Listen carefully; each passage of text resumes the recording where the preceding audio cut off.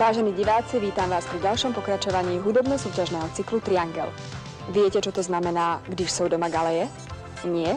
To je názov nášho prvého súťažného príspevku. Skupina Kroky, Františka Janečka.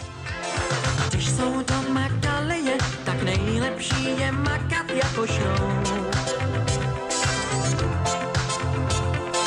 Nemluvit a nemyslet a nechat tátu v klidu vychladnout. Ono se to vsákne a zítra bude klid a tohle to snad zmáknem a zase jako dřív si budem žít. Zas žít.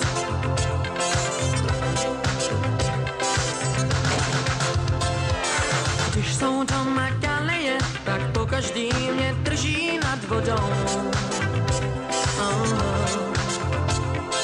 Představa, až skončí to, až normálně zas rozjedu s tou show.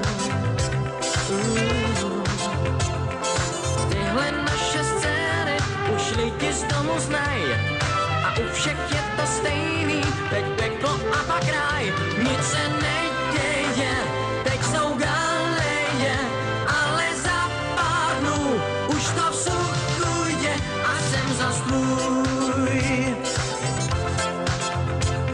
Jen tvůj. Můj táta je bezvadnej a to už jsem mu říkal kolikrát. A i když jsou ty galeje, tak vím, že mě má doopravdy rád. Ono se to vsákne a nic se neděje, my spolu táto zmáknem i horší galeje. Nic se neděje, teď jsou galeje, ale za pár dnů už to v suchu je a jsem zas tvůj.